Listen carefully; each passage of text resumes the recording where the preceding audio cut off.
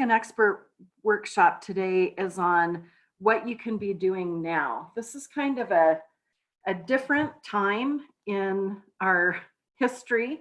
Um, there is a lot that has stopped, but the whole world hasn't stopped. And so there are some things that you can be doing now that will help you prepare to get an internship or full-time employment when you decide to do that. As particularly people that are graduating or in the later years of their education, they're saying, is this the right time to reach out? Is there anything I can be doing? And yes, the short answer is there are things you can and should be doing. When everything comes back full force, you want to have been doing things that will have you in the game already and not on the sidelines. So again, there's a lot that has stopped, but the whole world has not stopped. There are still things going on. There are things you can and should be doing now. So the first thing is a resume. You can and should have a resume and work on polishing it. There are things that you can do to improve your resume and maximize your chance for success with it. You kind of need to think of yourself as a product, and your job is to sell your product. Companies would never build a product and not market the product. But how often do we do that? We've got a great product, we've got ourselves, our skills, our training, and then we don't really do anything with the product and just expect maybe companies or people to find us and purchase us when we could be out marketing ourselves. The university has some great resources to help you as you move to establish your career. And most of what they offer is offered through career services. The Marriott School has a business center as well. But Career Studio is in the Wilkinson Center. And when things open up again, you can pop in anytime for help. Right now, there are virtual meetings and mentoring sessions happening. But you can go to the Career Studio and have a career mentor help you formulate your resume. They can show you the latest and greatest format. They can help you think about the words that you use, the action verbs that you use. And then when you've got it as good as you think it is, then you can go meet with your own career director for a final review. I don't know if you know this, but the university is very vested in making sure students transition from employment to career. And so every student has access to their own personal career director or career coach. And I'm one of them. We can help you with anything. Our services are free, and you can utilize the services of your career director as much as you need to. I have some students that I've met with daily for a week as they get started. I have some that I've met with once a week, once a month, some that I only meet one time with. It's really what you want, what you need, what you feel would be valuable. So think of your resume as your sales page. Think of your LinkedIn profile and your Handshake profile as your sales brochure. Hopefully all of you are on LinkedIn and Handshake. If you are not, those are two things that you also could be doing now. And they're similar, yet a little bit different. LinkedIn, you want to make sure you have a good photo, that you've got a good headline, and that you have filled out your summary section. And I'll give you some tips later on about other things you can do to maximize LinkedIn. Handshake is available through BYU. You can go on and create an account, and you create a profile, and you also put your photo, your title, instead of a summary section, it's called My Journey. And then there are some other things that you can do to maximize your Handshake profile, which I'll talk about a little bit later. You can and should be networking right now. And I will talk to you and explain a little bit about networking and the networking approach that BYU shares with its students. You could be applying for jobs. You can always be preparing for interviews. And you also could need to be staying current. You can do this by researching, by reading, creating a personal project, getting some volunteer work to stay current. And then again, you starting now can work with your personal career coach as often and as many times as you need to. And again, the career coaches are provided through BYU. And it's important to always be doing something toward career preparation. Even through your time in school, I know it's really hard when you've got a full schedule of classes. You may have a part-time job, clubs, other activities that you're involved in. A lot of times students leave the career preparation portion to their last year or last semester and even until after they graduate. And that can cause some stress in your life when you're out and you feel you need a job.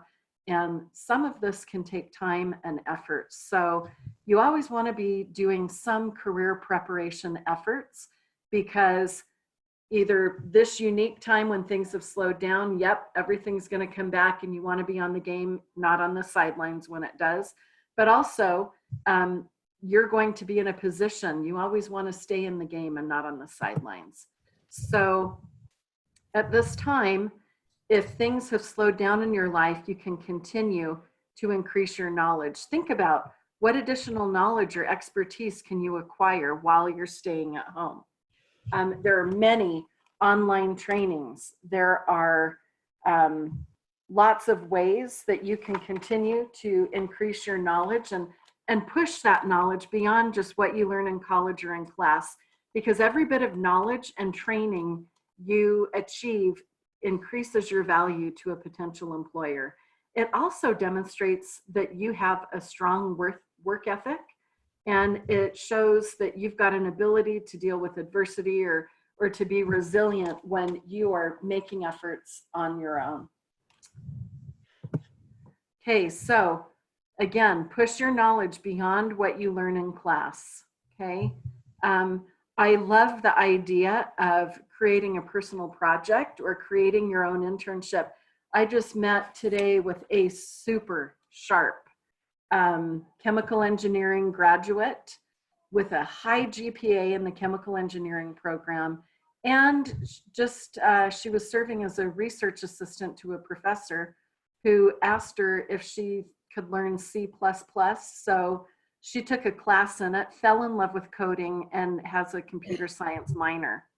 The thing that really stood out to me about her was when I reviewed her resume, holy cow, she had many personal projects and things that she'd done just because it was interesting to her. And recruiters love things like that. When you go to a career fair and you tell somebody, oh, I love this, or I'm passionate about this, a lot of times they'll say, okay, so what have you done? And then the student hasn't really done anything with it. And I've had recruiters tell me several times, if a student has done a project on their own, that shows passion, and that's what we're looking for. So always focus on what you can control. You can't always control the economy. We can't control right now that we're home and social distancing and doing many things remotely, but we can always control selling ourselves. And we need to be thinking not, how can I hide my personal life from the world, but instead focus on how can I make an impact or impress someone or make an impression on an employer with my online presence. So put your best foot forward and know that even now, when everything seems to be at a standstill, it's not. There are still companies hiring. So part of selling yourself is making sure you're easy to find. And you do this by making sure you're on LinkedIn and Handshake.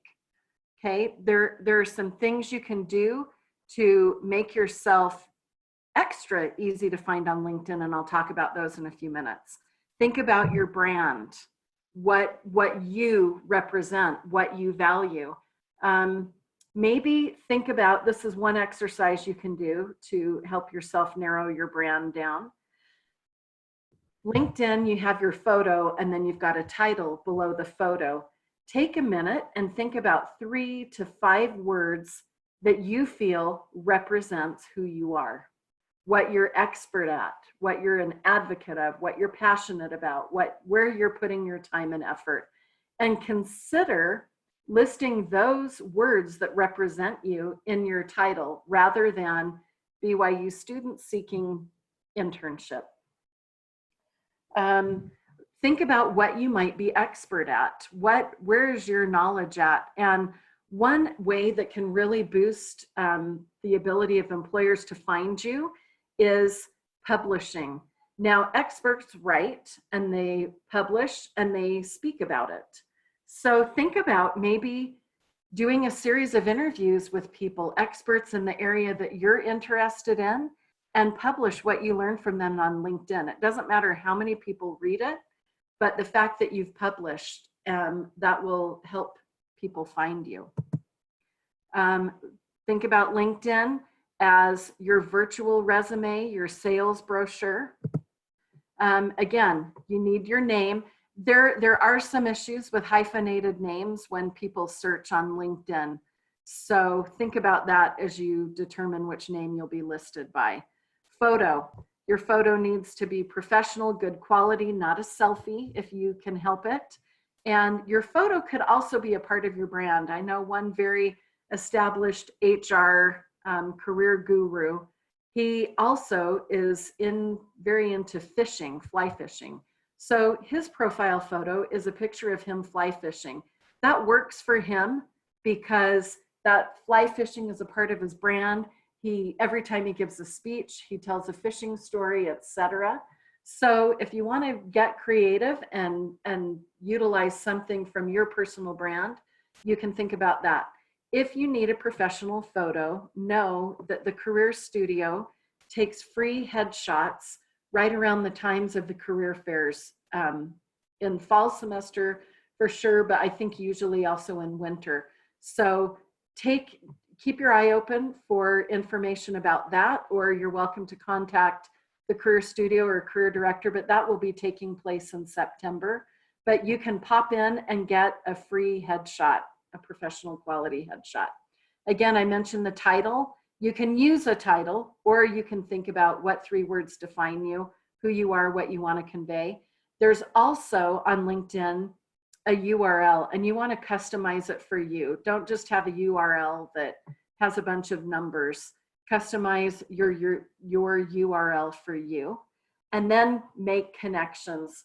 Start now reaching out and connecting with people that you know. I hope all of you will find me on LinkedIn and connect with me, Andrea Merriman at BYU, and let's start growing your network. Take the opportunity while you're at BYU to grow your network. I think the college time is the perfect time to practice networking. When you are in a class, think about how often, when I teach classes, I'll sometimes ask the students, okay, do you know the person to the left of you, to the right of you? And I'm stunned how many times I ask that question and students don't know each other. They're not taking time to connect. So get to know, practice talking to people, practice introducing yourself, practice networking as you sit in class, as you're waiting in line in the Cougar Eat or the bookstore, in your ward activities, join clubs, as you're waiting in line at the grocery store. It's a skill. And the more you do it, the easier it gets. I can honestly say I hated networking 30 years ago, but now it's a lot easier for me to do because I have done it more and have made an effort to do that. There's a summary section on LinkedIn. That's where you have an opportunity to really give a more in-depth picture about yourself. Make sure you do that, and where possible, quantify your accomplishments. Use numbers. Whatever your numbers are, use them. For example, If you're a secretary or an executive assistant and you answer the phone for 8 professional whatevers, list that. Those 8 are your numbers, okay? Another thing you can do in your summary section is to include keywords, and you can include them in your summary section and on your resume. But take a minute and think about, if someone were Googling you, what words would they use to find you? And maybe it would be geographic things, maybe it would be jobs you've had, companies you've worked for, software you know, places you've gone to school, classes you've taken, anything like that. And then work those words into your LinkedIn profile. That will help people find you. Okay, Handshake. Handshake is an important resource for students. Last year, employers sent 16 million messages to students on Handshake. If you want to know where info sessions or events are happening on campus that might be of interest to you and help you connect with employers, Handshake is where you'll find that. Right now, there are still virtual info sessions taking place. Many are targeted only for BYU students. So info sessions through Handshake are a great way to get information on employers and make those connections. There are job postings on Handshake. There are several hundred to 2,000 jobs right now posted on Handshake. Employers are posting about 30 new jobs every week on Handshake right now. So you can also follow employers through Handshake, and then you'll get notifications about them, and they can see who follows them, which might help you if it's an employer you're interested in doing an internship or working for someday. You want to make sure you've got a complete profile and make sure it's public. We have employers that have positions and they go on Handshake and they can see that there are students who fit their criteria, but they can't see who the student is and reach out to them because the student has forgotten to make their profile public. So make sure you make your profile public, and also make sure that on the left-hand side of your profile, there's an interest section. Make sure you fill that out. That interest section is where you can list industries you're interested in, positions you're looking for, cities that you'd be willing to live in. It's very important that you fill out that section. We're starting to get a lot of employers who go in and filter and pull resumes of students that meet specific criteria. Like if they've got a job in Arizona, they might be, pulling resumes from students who've selected that. So fill out the interest section, make sure your profile is public, and then be responsive. When you are actively looking for a job and an internship and you're on Handshake, you should check your email twice a day if you can, and make sure you respond quickly to any emails and contacts from employers that you receive. Other suggestions: in a difficult economy, a challenging time like we have now, you might want to think about applying to a more diverse group of employers than you might otherwise apply to. And in general, in your job search, don't just focus on those few large, well-known companies that everybody applies to. Your odds of getting hired there when everyone is applying there can be challenging. If you look at small to medium-sized firms, you can find opportunities equally as good, great experience, great pay. Some of my favorite positions and jobs where I got to do the most and learn the most and built my career the most were at smaller and medium-sized firms. You might also consider stating on your cover letter or resume, willing to work remotely if you're looking right now.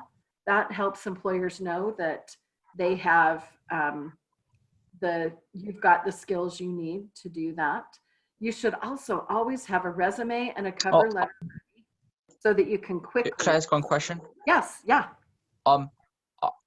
Sorry, the audio cut out a minute. You said also consider stating on your cover letter or resume that what? Oh, that you're willing to work remotely. Just for right now, a lot of people are working remotely, and some companies are looking for people that have that ability and skill. So it's not an every time thing, but yeah, that can be helpful. And feel free to just tell me to be quiet and ask questions as we go along if you think of a question. Oh, I think Um, that's great. This is a huge amount of very helpful information. I look forward to reviewing it more. And Good. So you also should have a resume and a cover letter ready, just so you can quickly customize them. You want to tailor your resume to the job position that you're applying for, and you want to tailor your cover letter. Here's a little tip on cover letters, though. A lot of times these days, companies don't even ask for them, but if they do, it's kind of a tradition, kind of a formality. Don't spend an hour preparing a cover letter. Have a good general cover letter, maybe no more than, I don't know, 15, 16 sentences about who you are, what you have to offer, and why you want to work at that company. And spend the bulk of your time networking, and then, focus on customizing your resume. A lot of times those cover letters are glanced at and then thrown in the trash. So don't spend hours on them. If you've got a good general cover letter that you can customize to a small degree, that's good enough.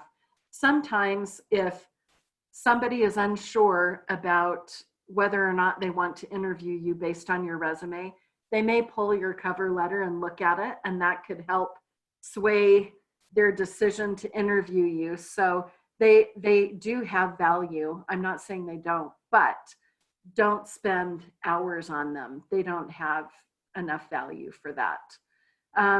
When you see a job posting, read the job description, review your resume, and think about how your experience could help you succeed in that position. And then you want to tailor your resume to that posting. This is an interesting thing that not many people know. So I have employers all the time tell me, I'm not trying to be rude. BYU is a good school, and the students, the graduates, have great technical skills. But you know what? We can find technical skills anywhere. It's so hard, or much harder, to find the soft skills. 92% of employers say soft skills matter as much or more than technical skills when they're hiring. So you want to be able to demonstrate that you have soft skills on your resume. Don't have a section that says soft skills and list your soft skills. Employers don't want that, but they want to be able to tell that you have soft skills by what you share in your resume.